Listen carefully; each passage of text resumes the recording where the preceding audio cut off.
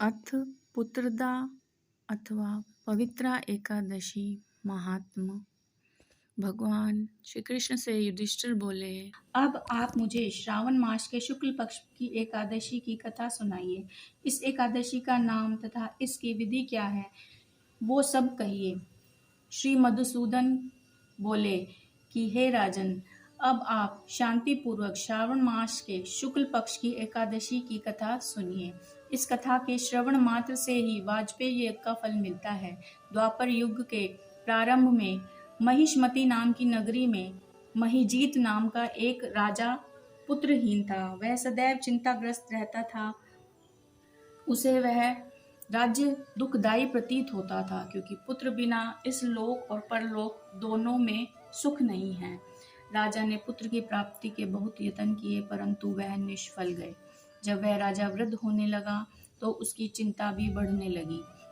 एक दिन उस राजा ने प्रजा को संबोधन करके कहा कि न तो मैंने अपने जीवन में पाप किया और न अन्याय पूर्वक प्रजा से धन एकत्रित किया है। न मैंने कभी देवता और ब्राह्मणों का धन छीना है और न किसी की धरोहर ली है। मैंने प्रजा को सदैव पुत्र की तरह पाला है। मैंने अपराधियों को पुत्र और बांधवों की तरह दंड दिए हैं। मैंने कभी किसी से राग द्वेष नहीं किया, सबको समान माना है।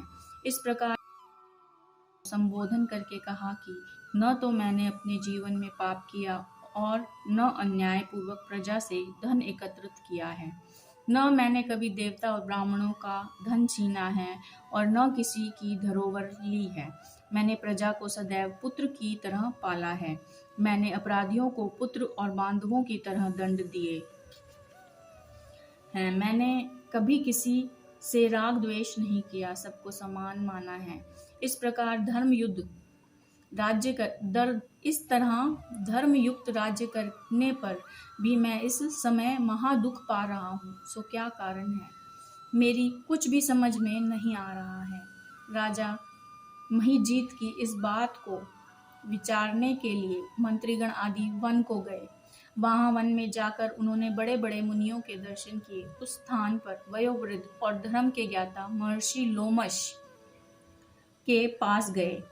उन सब ने जाकर महर्षि को यथा योग्य प्रणाम किया और उनके सम्मुख बैठ गए।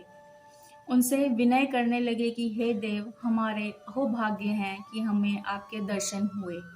इस पर लोमश ऋषि बोले कि ब्राह्मणों, आप लोगों की विनय तथा आपके सद्व्यवहार से मैं अत्यंत प्रसन्न हूँ।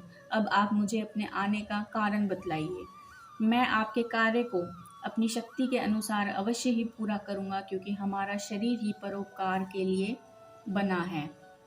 इसमें किंचित मात्र भी संदेह नहीं है। लोमश ऋषि के ऐसे वचन सुनकर सब बोली कि हे महर्षि, आप हमारी समस्त बातों को जानने को ब्रह्मा से भी अधिक हैं। महिष्मती नाम की पुरी में एक महाजित नाम का एक धर्मात्मा राजा है। वह प्रजा का पुत्र की तरह धर्म अनुसार पालन करता है, परंतु फिर भी पुत्रहीन है। इससे वह अत्यंत दुखी रहता है। हम लोग उस राजा की प्रजा हैं, क्योंकि प्रजा का यह कर्तव्य है कि राजा के सुख में सुख माने और उसके दुख में दुख माने। हमको उसके पुत्रहीन होने का अभी तक कारण प्रतीत नहीं हुआ है। अब जब से आपके दर्शन करे हैं, हमको पूर्ण रूप से विश्वास है कि हमारा कष्ट अब अवश्य ही दूर हो जाएगा। अतः आप हमको राजा के पुत्र होने का उपाय बताइए। इस पर लोमश ऋषि ने एक क्षण के लिए नेत्र बंद किए और राजा के पूर्व जन्मों का विचार करने लगे। विचार करके बोले कि हे ब्राह्मणों, हे मंत्रीगणों, हे प्रजा, यदि राजा पिछले जन्म में अत्यंत निर्धन था तथा बुरे कर्म किया करता था, इस तरह से वो उनके पूर्व जन्म का वृतांत सुना रहे हैं कि पूर्व जन्म में वो बहुत ही निर्धन था और बहुत बुरे काम किया करता था। एक गांव से दूसरे गांव को घूमा करता था। एक दिन ज्येष्ठ मास के शुक्ल पक्ष की द्वादशी के दिन, जो कि 2 दिन से भूखा था, दोपहर के समय एक जलाशय पर पानी पीने गया। उस समय उसकी ब्याही हुई प्यासी गो उसी समय कोई नई ब्याही हुई प्यासी गो जल पी रही थी। राजा ने उसको प्यासी ही हटा दिया, मतलब उसको जल नहीं पीने दिया और स्वयं जल पीने लगा। वे हे ब्राह्मणों, इसके लिए राजा को यह दुख भोगने पड़ रहे हैं। एकादशी के दिन भूखा रहने से उसको राजा होना पड़ा और प्यासी गो को हटाने के कारण उसको पुत्र का वियोग का दुख भोगना पड़ा।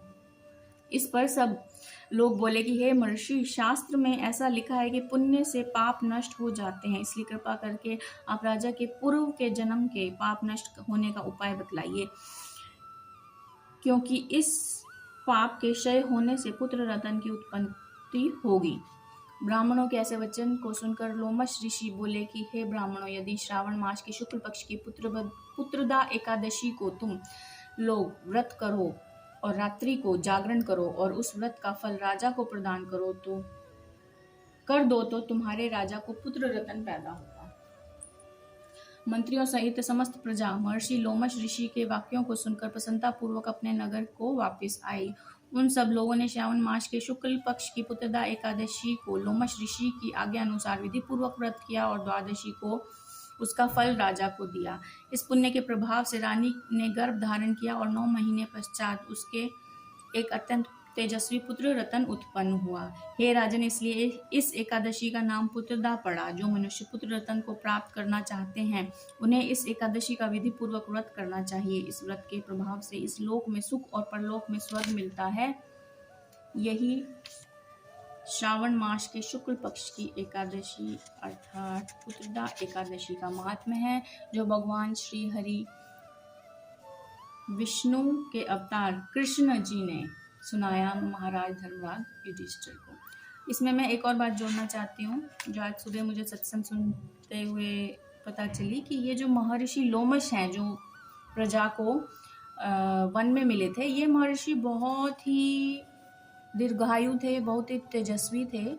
इनके शरीर पर बहुत सारे बाल थे और इनकी उम्र इतनी थी कि एक बाल जब इनके शरीर से, इनके तन से जब झड़ता था तब एक कल्प खत्म होता था।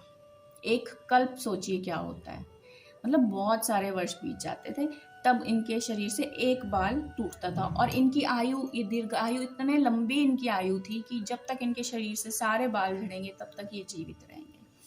इतने में तेजस्वी थे और इतने महान थे कि ये त्रिकालदर्शी थे। त्रिकालदर्शी मतलब भूत, वर्तमान और भविष्य तीनों देख सकते थे। तभी उन्होंने इन राजा का भूतकाल देखा, पूर्व जन्म देख लिया। भूतकाल मतलब पीछे का उनका जन्म देख लिया और वो देख लिया कि वो किस तरह से एक गरीब इंसान थे और 2 दिन से तो भूखे रहे और तीसरे दिन वो कहीं जलाशय पे गए, वहाँ पानी पीने के लिए गए तो उन्हें एक नई ब्याही हुई, मतलब अभी उसने एक बच्ची को या बछड़े को जन्म दिया था। ऐसी गाय पानी पीने जा रही थी, लेकिन उन्होंने, क्योंकि वो अज्ञानी थे, उन्हें इतना पता नहीं था, तो उन्होंने उस गाय को वहाँ से हटा दिया और खुद जल पीने लगे। बस इतना सा ही उन्हें पाप लग गया था।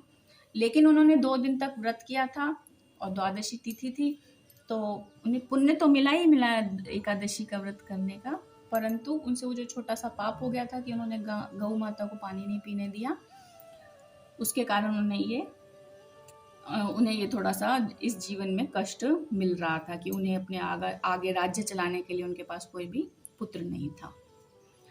तो इस तरह से ये कहानी थी, ये एकादशी की कहानी थी, श्रावण शुक्ल पक्ष की पुत्रदा एकादशी की कथा। सब मिलके बोलिए जय हो भगवान श्री हरि विष्णु की। ओम नमो भगवते वासुदेव।